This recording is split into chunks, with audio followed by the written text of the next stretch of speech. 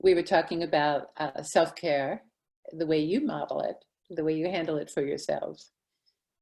So, like I said earlier, this has been a journey for us, and we've used a lot of SVP resources over the last couple of years to really focus on this and shift the culture. I've been noticing over the last year or so that our self-care discussions have really been about sort of what we did that was sort of that treated ourselves or was indulgent for ourselves, and all of that is good, right? But I feel like I'm really fortunate that I work in a business that is really meaningful, right? The work that I do every day, budgets and accounting and all of that, it doesn't seem meaningful, but being able to connect it to real world change in someone's life is really, it's self-care for me, right? And I recognize that what makes me the happiest, what makes me feel better is knowing that I'm a part of something that matters to people. And it's not so much about going on a hike, although I do need that too. One of the things that we changed last year as an organization is that we gave all of staff paid time off to volunteer with another organization. So that's good on just an operational level, because it teaches my staff what it's like to be a volunteer and what works well and what doesn't, because we're a volunteer organization, and I think that makes them better at their job. But it also recognizes that we have interests outside of our work. And so what I've tried to do over the past couple of weeks at our weekly self-care check-ins with staff is talk about how I'm also contributing to the other things in my life that I care about. So I serve on the board of a nature center, and we're doing a lot of work around just getting kids outdoors, which is a personal passion of mine outside of child welfare. And so what I've been trying to model to staff is that it's not just about sort of taking a break from work, but also seeing how the work that we're doing, both during business hours, but also in our sort of personal lives, can be nourishing to us as people. And it goes beyond just sort of getting a pedicure or a massage, right? That it's about connecting us with the community that we're isolated from by nature of this disease. So that's what I've been trying to model. I hope my staff is sort of catching on to that. And I think that's what I'd like us to focus on over the next year, is just the connections that we're making outside of work, because that's what's contributing most to my mental health right now. I've just been doing manis and petties constantly. Oh.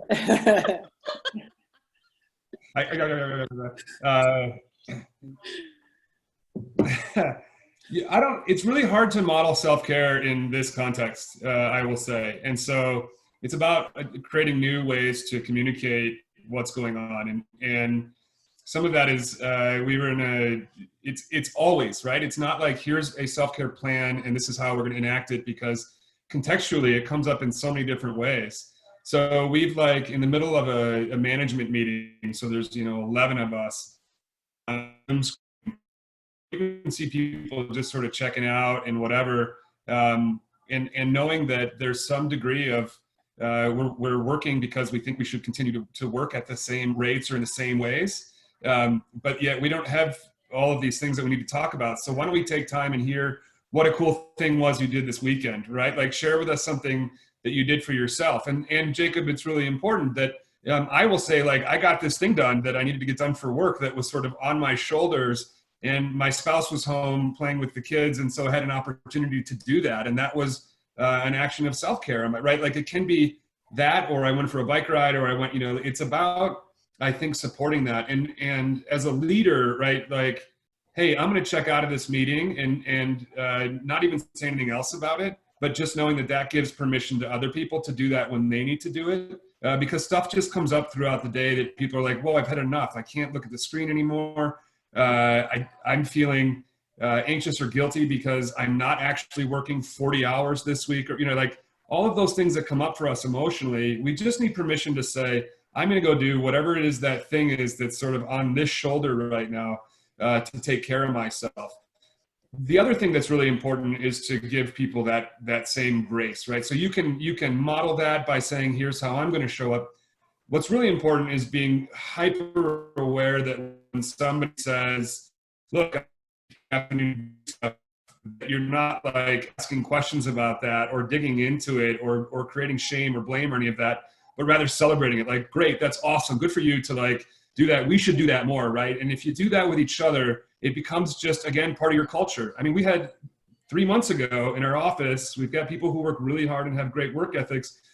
Somebody can just send a text and say, like, I'm not showing up today. No questions asked. It's okay. Like, go do your thing. We're not sweating it. And so we already had this culture of self-care that existed, like Jacob and Kathleen have spoken to. I think good nonprofits and good companies and businesses embed that in their culture. It's what helps their staff be happy and gets the job done. And so it's not new, but we're having to find new ways to do it. And so I'll do this kind of thing very often. Here, I'll just give you an example of, like, I said levity is important. When we talk about, working too hard, I'll show up in Zoom meetings in this content, like with this screen, and make it playful and right. And that opens this door to, like, cool, I'm going to go have a good time, or let's have fun together. We do trivia contests in our administrative meetings every week. So it's a huge spectrum of things that you do to promote and model self-care, and staying happy and light is a big part of it. I love happy and light too. And I just want to make a comment on the Manny, importance. Since this is a video for other nonprofit folks, we did a Zoom event for our major donors on Saturday showing our documentary about our work. And so it turns out my parents are on this call, and my mom, in front of the 20 major donors on the call, is saying to my dad, look at her nails. Honey, did you go to a nail salon or a tattoo parlor? She's like scolding me on this call, which I didn't, by the way. I did them myself. But yeah, it was a great personalizing moment with mom and dad on the major donor call.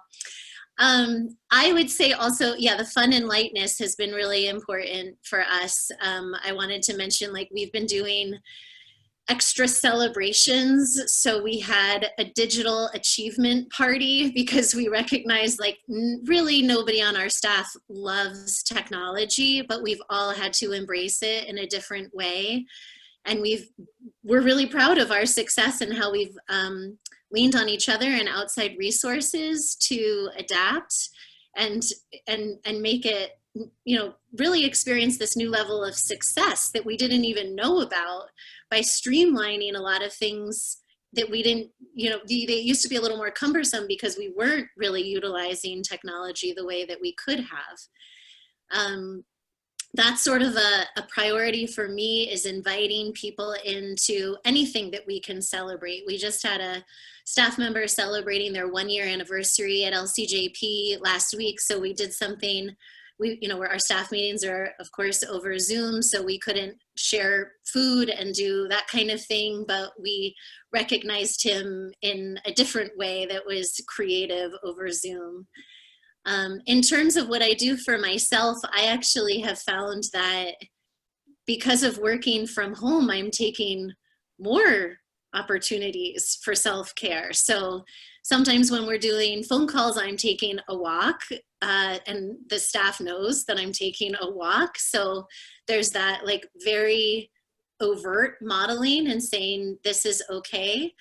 I have also indicated when, like, just named, like, oh, this is how this is going for me right now. I am overwhelmed at this moment. And so I am going to take this measure right now. I'm going to take Thursday afternoon off, or whatever the case is. And then, as Chris and Jacob mentioned, then it kind of opens the way for staff to see that that's accepted and encouraged, because I have some staff that their coping mechanism is to work really hard, and then that's not sustainable, and ultimately is really not good for the well-being of anybody. And so at times when I'm saying to those staff members who tend to go into overdrive mode, like, hey, I see that this is happening, please back off, like that only goes so far when I'm trying to do that coaching, until I actually model the action and decision that I'm taking to sort of cut myself off from that same tendency of work. And something I'll just add on additionally that I think touches on this is, we have Memorial Day weekend coming up, and I noticed that just recently, it seems like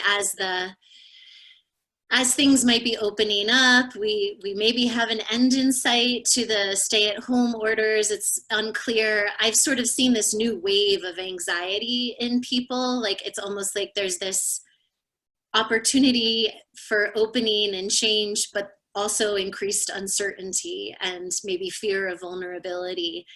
And so I said, what I'd really like everybody to do is just not work on Friday of Memorial Day weekend. Like and we have the freedom of having some people not work on or having everybody not work on a given day. But it's just like, I don't know, there's part of me that's like, is that a good idea? What's the consequence? But then I'm like, I know that ultimately everyone's going to be so happy that they can take this day. The ship is not going to sink. Nobody's house is going to burn down. And just that gesture also reinforces the prioritization of self-care, and that like this whole organization is getting behind that. Yeah, I think that's a really important point. And one of the challenges of work for home, at least for my staff, and I know this is true throughout our sector, because the people who tend to work for us care really deeply about the work, and they care so much that working remotely, it was hard for a lot of them to stop working, right? Our volunteers do a lot of work outside of sort of normal business hours with the kids that they advocate for. And so they'll shoot an email at 7:30, I just got off a Zoom call with my kiddo and I'm worried about this.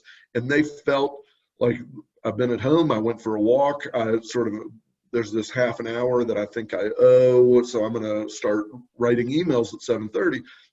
And that was a huge challenge, I think, for our staff to get over. And it was incumbent on me, because I was at home with my kids, and they were distracting me from my sort of daily to-do list.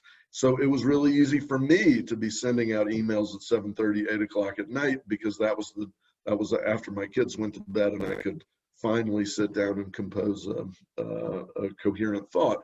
And so I recognized that that was partially my responsibility to sort of change that culture and empower my leadership staff to really do more sort of one-on-one work with those people who they knew were sort of struggling with the boundaries around work at home.